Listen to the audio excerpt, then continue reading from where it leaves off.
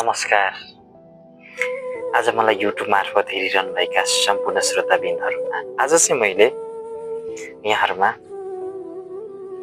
अत्यन्तै इन्ट्रेस्टिङ एउटा कथा लिएर आएको छु। तबसम्म यहाँहरूले सुनिदिनु होला, किनभने जीवन उपयोगी पनि हुन सक्छ।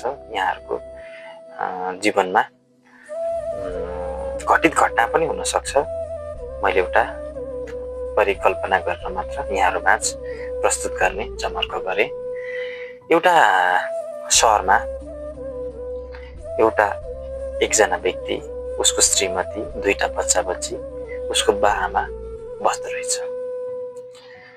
त्यो व्यक्ति चाहिँ मनमा के सोच्दो रहेछ भने नि, म एक दिन सफल हुनेछु, त्यो उचाइलाई छुनेछु अनि मात्र म फ्यामिलीसँग रमाउनेछु, खुसी हुनेछु भन्ने सोच्दो रहेछ।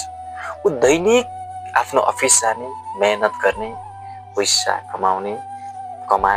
कमाए, ओहो यतिले त पुग्दैन, घर धान्नु छ, यताउति गर्नु छ, परिवारसँग त पैसा कमाएपछि रमाउला न, एउटा गीत छ नि, 40 कटेपछि रमाउला भन्ने। ऊ त्यस्तै मनस्थितिले ऊ खट्दै गयो,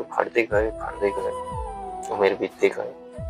एक दिन उसलाई ट्याक्क पैसा पुगेछ क्यारे, ल अब पुगेछ, म फ्यामिलीसँग रमाउँछु भनेर ऊ अफिसबाट घर फर्किँदै गर्दाखेरि यमराजको राजदूत अगाडि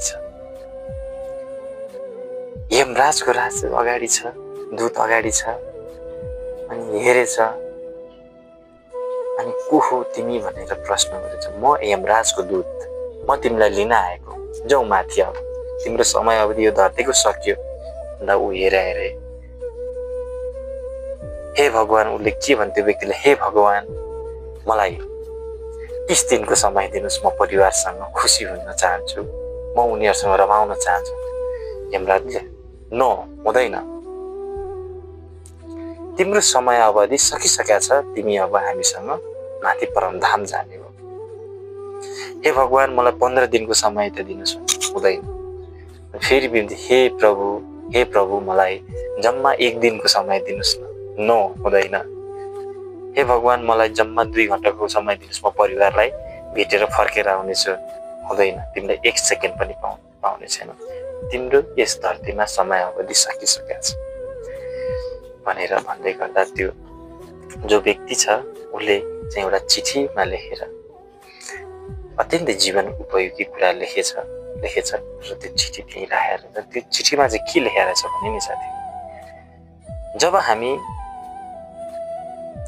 जब हामी जिन्दगीको यात्रामा दौडदै गर्दाखेरि परिवारलाई पनि ध्यान दिनुपर्छ, परिवार सँगै दौडिनुपर्छ, पैसा सँगसँगै परिवारको खुसीलाई नि महत्त्वपूर्ण दिनुपर्छ भनेर उसले त्यहाँ त्यही प्रकारले लेखेर चिठी छोडेर ऊ यमराजसँग गछ।